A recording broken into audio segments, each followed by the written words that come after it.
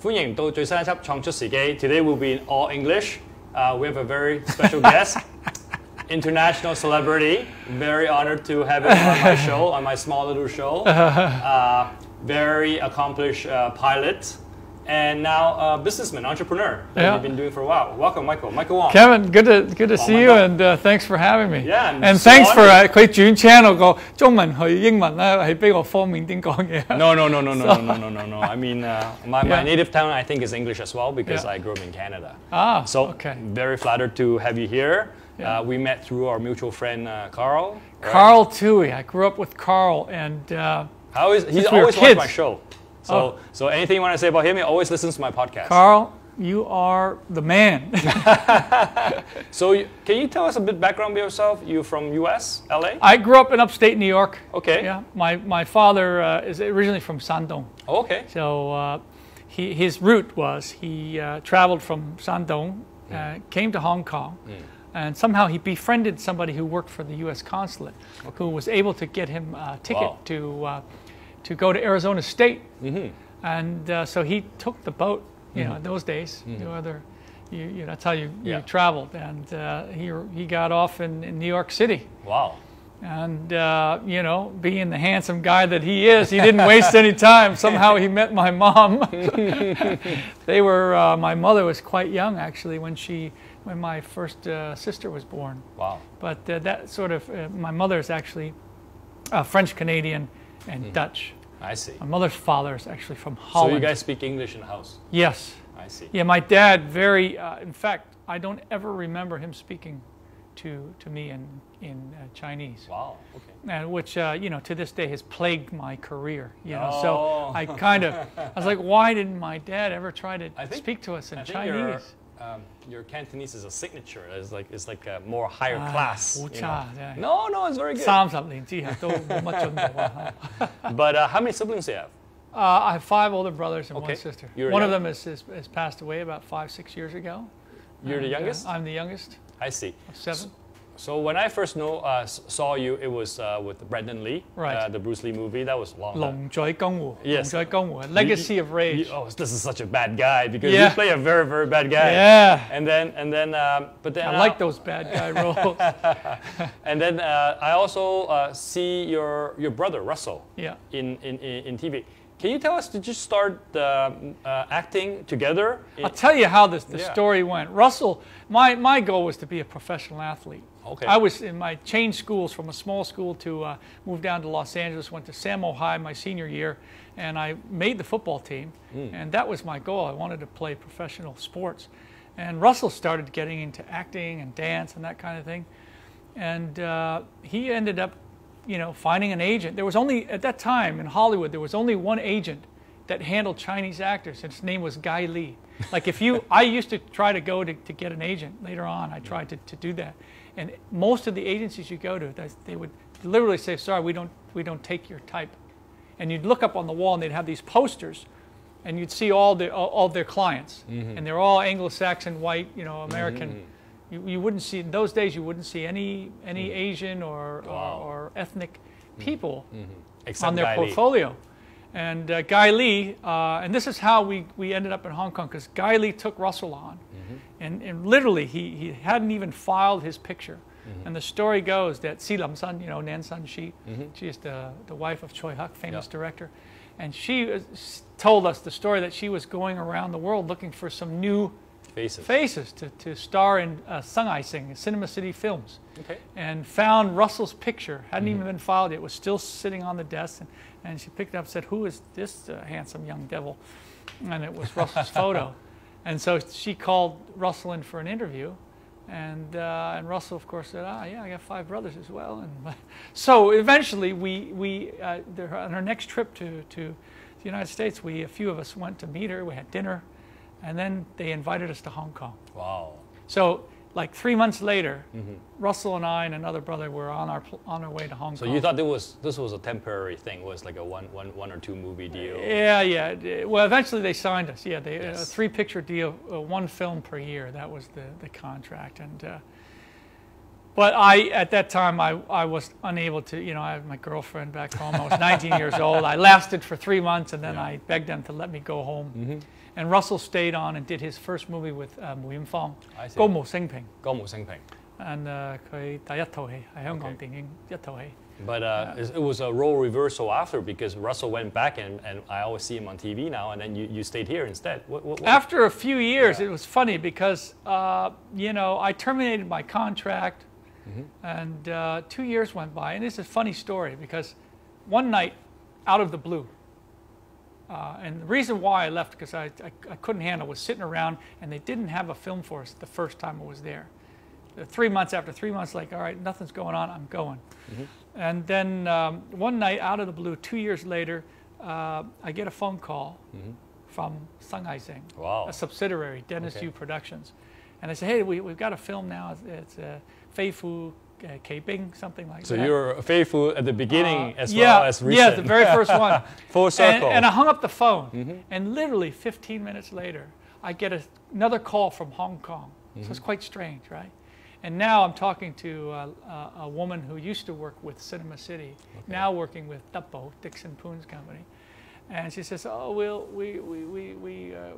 familiar with you. We still would like to try you out. Would you be interested? And I'm a young kid. I didn't know what was going on. I was like, wow, that's strange. So yeah, well, so-and-so just called, so I'll be on my way back there, and maybe we can have coffee or tea when I get there. So you go back to Hong Kong to try it out. Yeah, and I end up doing this first film,飞虎奇兵. Yeah. It was a sectine. Okay. Macca. Yeah. It was That's a long time ago. Yeah, and so Jiang Ho Lam, Pang Gin Sen, Lau Lam Gong. You have good memories. Jiang Ho Lam, Wo Man Dak. Wow, you have good memories. Yeah.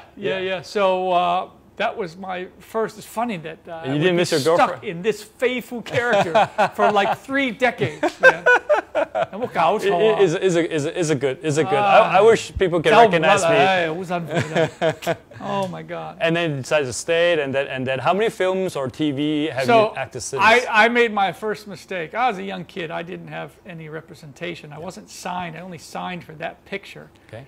And so my first mistake was during the shooting of this picture, I ended up going to have coffee with the other company. Oh. And so they ended up offering me a contract, which later on turns out that Shanghai Sing wanted to offer me a contract. And, what did I know, young kid? Still to this day, I mean, I think that was my everlasting mistake. Yeah, it's okay. But I mean, you're young. anyways, I still had a career. And, so how many movies or TV shows have you started? Yeah, so far. I have to look on what is that .com? There's a international website. Okay. What's it called? I can't remember. All the artists use approximately? 80 films. I've been in over 80 films. IMDb. Right? IMDb, yeah.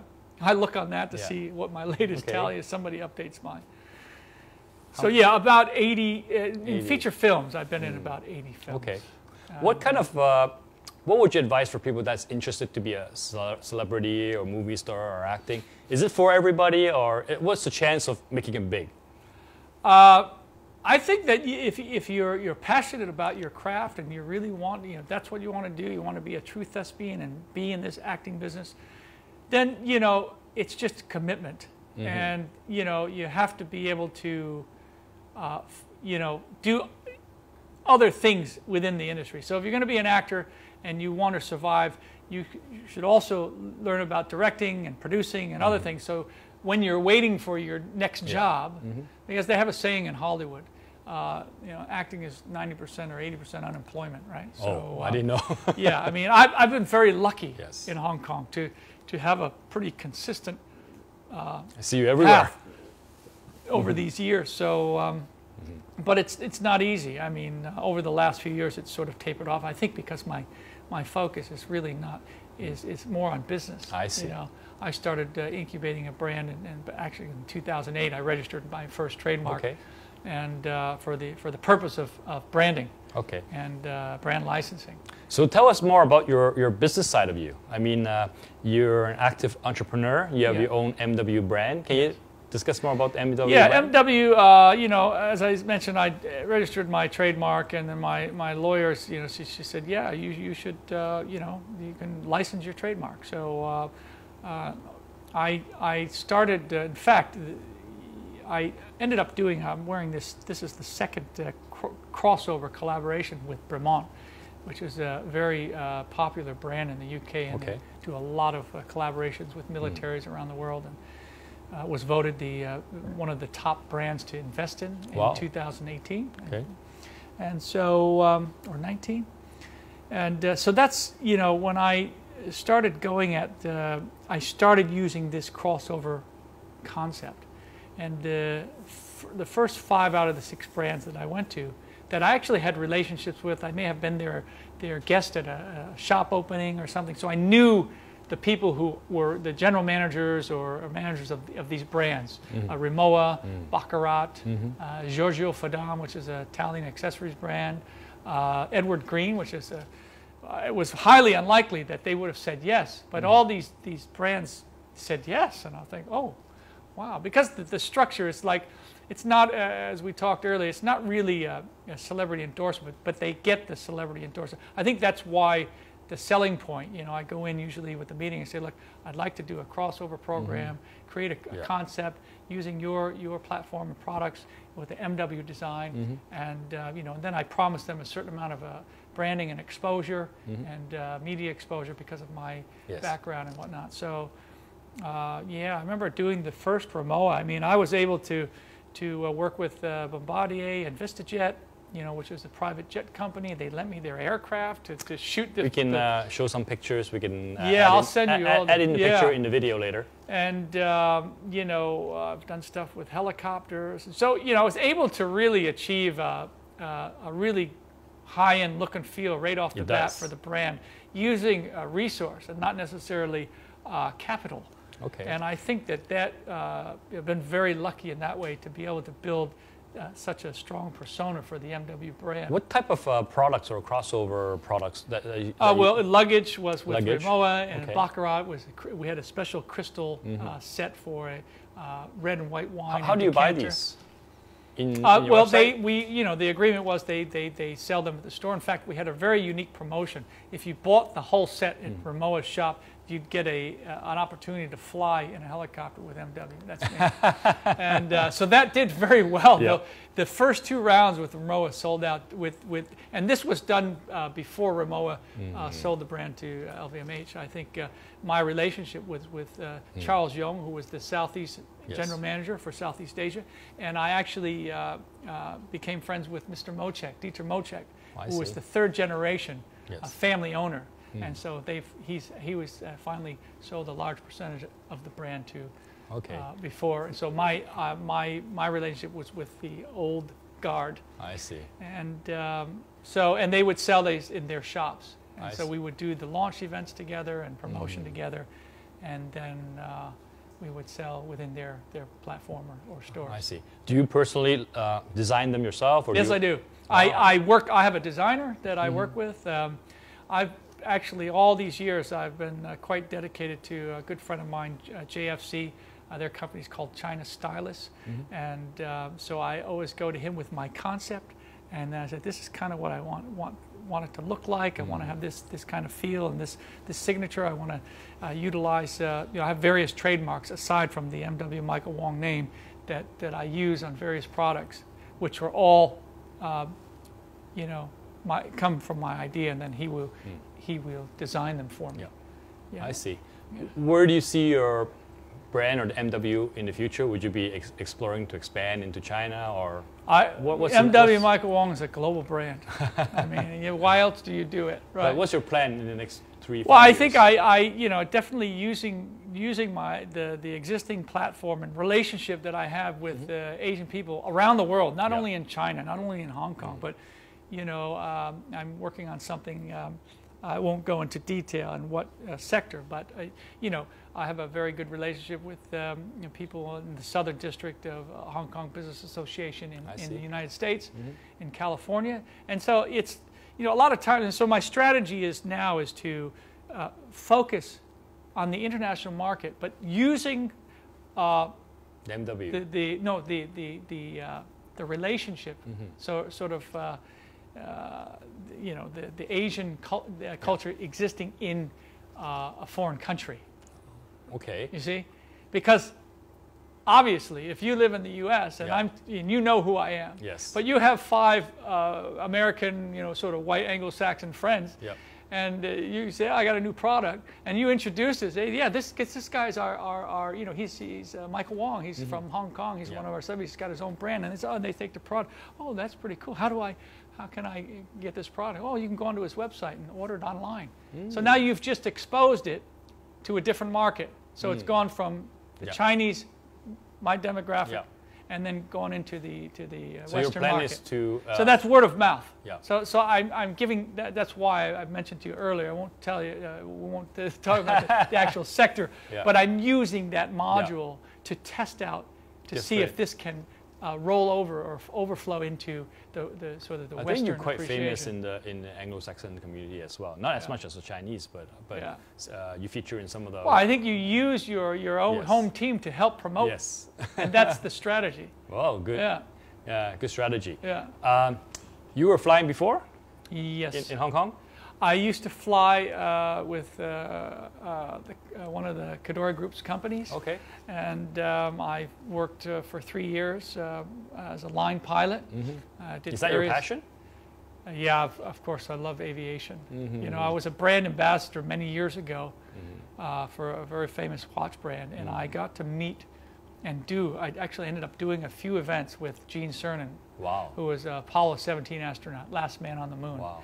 And yeah, when I got my license back in 2000, I started my training in 1998. Ended up getting my commercial pilot FAA, you know, U.S. license. I came back to Hong Kong, bought a share in an aircraft, and I ended up starting the first regular flying program for kids in 2000. Okay. So I went around to our captains of industry. I designed a sort of a format for donation, and raised about $500,000. So this is your social cause? Yes, a social cause. And then I started flying these young air cadets for the Hong Kong Air Cadet Corps, and every weekend. Wow. And so this is a very special story because I had done that for about 6 years, and it was very successful. And then it created a lot of opportunity for other pilots to support. And once we got it going, but because of this relationship I had with this watch brand, Gene Cernan happened to be at an air show in Singapore, and I asked the affiliates if any way we could get him over to come and endorse the program, and he did. Wow. I'll show you some. I'll send you those photos as well. Please, I got can we post pictures with him and my son, and you know, we're standing in front of the helicopter. Can we put it on the show? Absolutely, yeah. Okay. And you know, to have that as a memory, because Gene's passed away now. I see. About 2 years ago. Wow. And so to be able to have had that connection and have you know, it recorded on celluloid. So I have a very nice video, you know, Please gave each other a us some hug, picture. and you know, We'll post it on yeah, it's on YouTube. I mean, it's in public Okay. domain. What are But some of the more memorable or exciting flying experience you had, whether it was yourself or with your family? yeah, flying with my family is always special. They very rarely ask me to take them flying. Okay. And, but we have a few photos. There's this one photo that I took with the 3 kids where we landed on some beach. But the photo, I redid the photo with the same red helicopter about 5 years later. So you see the difference from when they were younger and older. And so it was like Was it within Hong Kong? in Hong Kong. And that photo is still quite special to me. It was special because our good friend Carl was in Hong Kong, and then he just called me the next day. Hey, what are you doing? Oh, nothing. Come, Michael Wong's going to fly us around Hong Kong. I'm like, what? Yeah. So that was. You came to the Peninsula Hotel. We flew off thank you for that. That was especially my wife. My wife. It was like, I was like earning points from her. Right. Yeah. So can we talk a bit about your family, about fatherhood? Sure. What are some of the theories or principle you have as a father? Because I'm a father. Yeah. And it seems like you raise a very successful family, happy family. Yeah, I think that, you know, a few main points. You know, I'm not sort of a traditionalist. You know, I've gone about raising my kids the best I could. You know, I think that, you know, the most important thing is the partnership. Okay. And you know, I hope that my kids would have more of my wife's qualities than mine, because I definitely have exposed some of the not so good behaviors of myself. Have your father or your mother in the States influenced how you raise your kids? No, okay. I think that it's different generation. Different generation. Okay. And but we're very close. You know, I think that's one of the most special things is that we still, to this day, my kids are all grown up. My elder daughter's 28. Iris is 25, and my son Caden is going to be 21. Do you have a high expectation of them to be very successful or be? Well, I think every parent wants them to be self-sustaining and safe and surrounded by good people. Right? I think, and not be led astray by any dark forces. So you do force them. You know, to there's the Darth Vader, and then there's Obi-Wan. You know, I want them on the side of the Jedi's, the Jedi Knights. You do push them for like tests and all that to get good grades and everything. Yeah. And they've done okay.